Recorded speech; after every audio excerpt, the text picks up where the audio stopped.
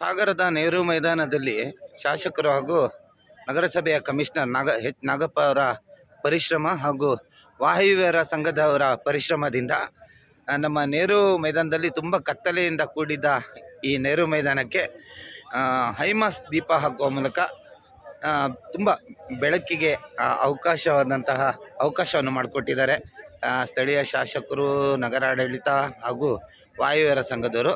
ನೋಡ್ಬೋದು ನೀವು ಈ ವಿಡಿಯೋದಲ್ಲಿ. ಇದೊಂದು ಓಕೆ. ಆಮೇಲೆ ಈ ಭಾಗದಲ್ಲಿ 3 ಭಾಗದಲ್ಲಿ ಹೈಮಾಸ್ ದೀಪಗಳನ್ನು ಅಳವಡಿಸಿ ಕತ್ತಲೆಯಲ್ಲಿ ಇದ್ದಂತಹ ನೆಹರು ಮೈದಾನ ಸುಂದರವಾದ ದೀಪಗಳಿಂದ ಕಂಗೊಳಿಸ್ತಾ ಇದೆ.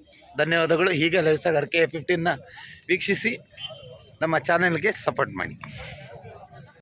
ಸಾಗರದ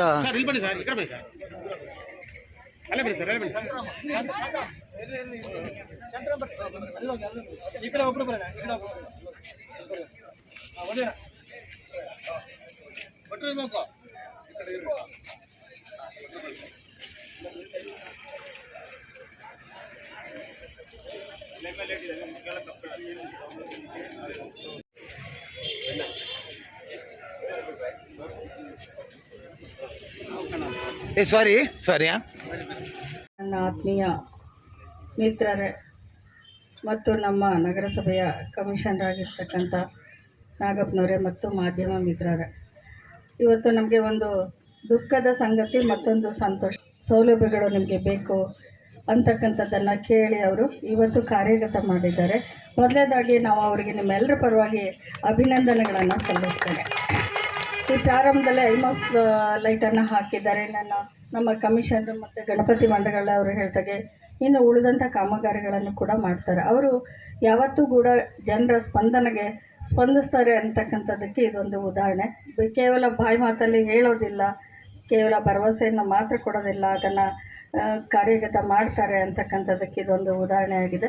ನಮ್ಮ ಹತ್ರನೂ ಕೂಡ ಹೇಳ್ತಾರೆ, ವಾಯುವಿಹಾರಿಗಳು ಏನೇ ಬಂದು ಕೇಳಿದ್ರು ನೀವು ಅದಕ್ಕೆ ಸ್ಪಂದಿಸಬೇಕು, ತಕ್ಷಣವೇ ಅವ್ರಿಗೇನು ಕೆಲಸಗಳನ್ನು ಮಾಡಿಕೊಡ್ಬೇಕು ಅಂತ ಹೇಳ್ತಾರೆ. ಯಾಕೆಂದರೆ ಅಲ್ಲಿರ್ತಕ್ಕಂಥವ್ರು ಹಿರಿಯರು ಇದ್ದಾರೆ, ಅವರಿಗೆ ನಾವು ಸ್ಪಂದಿಸಬೇಕು ಅಂತಕ್ಕಂಥದ್ದನ್ನು ನಮ್ಮ ನಗರಸಭೆ ಎಲ್ಲ ಸದಸ್ಯರಿಗೂ ಕೂಡ ಹೇಳ್ತಾರೆ, ಕಮಿಷನರಿಗೂ ಕೂಡ ಹೇಳ್ತಾರೆ. ಆಮೇಲೆ ಇಲ್ಲೊಂದು ಸೌಕರ್ಯ ಇರುತ್ತೆ, ಅವರಿಗೆ ಇಲ್ಲಿ ತೊಂದರೆ ಆಗುತ್ತೆ ಅಂತಕ್ಕಂಥದ್ದನ್ನು ಹೇಳಿದರೆ ನಾಗಪ್ಪನವರು ಕೂಡ ಅದನ್ನು ಮಾತಾಡ್ತಿದ್ರು, ಜಾಗದನ್ನು ಎಲ್ಲಿ ಮಾಡೋದು ಅಂತ ಕೂಡ ಹೇಳ್ತಾಯಿದ್ರು. ಅದಕ್ಕೆ ಅಲ್ಲೆಲ್ಲ ಒಂದು ಕಡೆ ಮಾಡಬೇಕು ಅಂತಲೂ ಕೂಡ ನಾಗಪ್ಪನವ್ರು ಹೇಳಿದ್ದಾರೆ, ಅದನ್ನು ಕೂಡ ಮಾಡಿಕೊಡ್ತಾರೆ. ನಿಮ್ಮದೇನೇ ಸಮಸ್ಯೆ ಇದ್ದರೂ ಕೂಡ ನಮ್ಮ ನಗರಸಭೆ ಸದಾ ನಿಮಗೆ ಸ್ಪಂದಿಸುತ್ತೆ. ನಿಮ್ಮ ಅಹವಾಲುಗಳನ್ನು ಸ್ವೀಕರಿಸಿ ಅದಕ್ಕೆ ನಾವು ಕಾರ್ಯಗತನ ಮಾಡೋದಕ್ಕೆ ನಾವೆಲ್ಲರೂ ಕೂಡ ಪ್ರಯತ್ನ ಪಡ್ತೀವಿ. ನಮ್ಮ ಶಾಸಕರು ಕೂಡ ಅದ್ರ ಜೊತೆಗಿದ್ದಾರೆ, ಕಮಿಷನರು ಕೂಡ ನಮಗೆ ಜೊತೆಗಿದ್ದಾರೆ. ಇಂಥ ಒಳ್ಳೆಯ ಕೆಲಸ ಕಾರ್ಯಗಳಿಗೆ ಅವ್ರು ಯಾವಾಗಲೂ ಸ್ಪಂದಿಸ್ತಾರೆ ಅಂತ ಹೇಳಿ ನೀವು ನನಗೆ ವೇದಿಕೆಯಲ್ಲಿ ಮಾತಾಡೋದಕ್ಕೆ ಅವಕಾಶ ಮಾಡಿಕೊಟ್ಟಿರ್ತಕ್ಕಂಥ ತಮ್ಮ ಎಲ್ರಿಗೂ ಒಂದ್ಸಿ ನನ್ನ ಮಾತನ್ನು ಮುಗಿಸ್ತೇನೆ. ಅಂದರೆ ಈ ಕಾರ್ಯಕ್ರಮ ನಡೆಯುತ್ತೋ ಇಲ್ಲ ಅನ್ನೋದು ನಮಗೆ ಕೊನೆಯವರೆಗೂ ಒಂದು ಇದಿರಲಿಲ್ಲ. ನಾಗೇಶ್ ಅವರು ಮತ್ತು ಎಲ್ಲ ಮಾಧ್ಯಮದವರು ಸಾಹೇಬರು ನಾನು 7 ಗಂಟೆ ಆದರೂ ಬರ್ತೀನಿ ಅಂತ ಹೇಳಿದರು.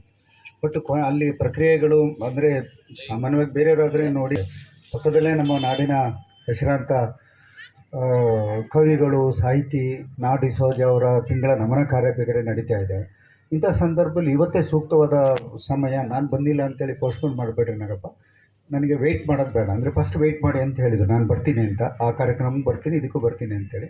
ಅಲ್ಲಿ ಪ್ರಕ್ರಿಯೆಗಳು ಲೇಟ್ ಆಗಿರೋದ್ರಿಂದ ಇಲ್ಲ ನೀವು ಮಾಡಿಬಿಡಿ ಅಂತ ಹೇಳಿದ್ರಿಂದ ನಾವು 6:30 ಮೇಲೆ ಈ ಒಂದು ತೀರ್ಮಾನವನ್ನು ತಗೊಂಡಿದ್ದೀವಿ. ನಾನು ಲೇಟಾಗಿ ಆದರೂ ನಮ್ಮ ಮಾಧ್ಯಮ ಮಿತ್ರರು ವಿಷಯ ತಿಳಿದು ಬಂದಿದ್ದಕ್ಕೆ ನಾನು ತುಂಬ ಹೃದಯಪೂರ್ವಕವಾಗಿ ನಾನು ಸ್ವಾಗತವನ್ನು ಕೋರ್ತೇನೆ. ಈಗ ಈ ಕಾರ್ಯಕ್ರಮ ಒಂದು ಮೇಡಮ್ ಒಂದು ಪ್ರಸ್ತಾಪ ಮಾಡಿದ್ರು, ಶೌಚಾಲಯ ಅಂತೇಳಿ. ಭಾರಿ ಇವ್ರದ್ದು ಬೇಡಿಕೆಯಲ್ಲಿ ಶೌಚಾಲಯ ಭಾರಿ ಮುಖ್ಯವಾದಿದೆ. ಏನು ಒಂದು ರಂಗಮಂದಿರ ಅಲ್ಲಿ ಬರುತ್ತೆ, ಆ ರಂಗಮಂದಿರದಲ್ಲಿ ಪ್ರಮುಖ ಅಂಶನೇ ಬಾಲಕರಿಗೆ ಮತ್ತು ಮಹಿಳೆಯರು, ಅಂದರೆ ವಾಕಿಂಗ್ ಅನ್ನೋದಕ್ಕಿಂತನೂ ಅದರ ಉದ್ದೇಶ ನಮ್ಮದು ಬಾಲಕಿಯರ ವಿಚಾರನೂ ಅದರಲ್ಲಿ ಇರೋದರಿಂದ ಅದನ್ನು ಫಸ್ಟು ಗೋಪಾಲಕೃಷ್ಣ ಸರ್ ಹೇಳಿದ್ದೇ ಅದು.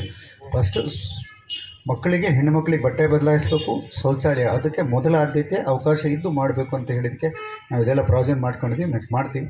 ತಾವುಗಳು ಇವತ್ತು ಈ ಒಂದು ಕಾರ್ಯಕ್ರಮದಲ್ಲಿ ನಮ್ಮ ನೆಚ್ಚಿನ ನಗರಸಭಾ ಸದಸ್ಯರುಗಳು, ನಮ್ಮ ವಾಯುವ್ಯ ಸಂಘದ ಅಧ್ಯಕ್ಷರು, ಕಾರ್ಯದರ್ಶಿಗಳು, ಪದಾಧಿಕಾರಿಗಳು, ಹೆಚ್ಚಿನದಾಗಿ ನಮ್ಮ ನಾಗರಿಕ ಬಂಧುಗಳು, ವಾಯು ವಿಹಾರಿಗಳು, ಮಾಧ್ಯಮ ಮಿತ್ರರು ತಾವೆಲ್ಲ ಇಲ್ಲಿವರೆಗೂ ಬಂದು ನಮ್ಮ ಕರೆಗೆ ಹೋಗೊಟ್ಟು ಭಾಗವಹಿಸಿದಿರಿ. ತಮಗೆಲ್ಲರಿಗೂ ಧನ್ಯವಾದವನ್ನು ತಿಳಿಸ್ತಾ, ಮಾಧ್ಯಮ ಮಿತ್ರರಿಗೂ ಧನ್ಯವಾದವನ್ನು ತಿಳಿಸ್ತಾ ಈ ಕಾರ್ಯಕ್ರಮವನ್ನು ನಾವು ಇಲ್ಲಿಗೆ ಚೊಕ್ಕವಾದ ಕಾರ್ಯಕ್ರಮವನ್ನು ಇಲ್ಲಿಗೆ ಮುಗಿಸ್ತಾ ಇದ್ದೀವಿ.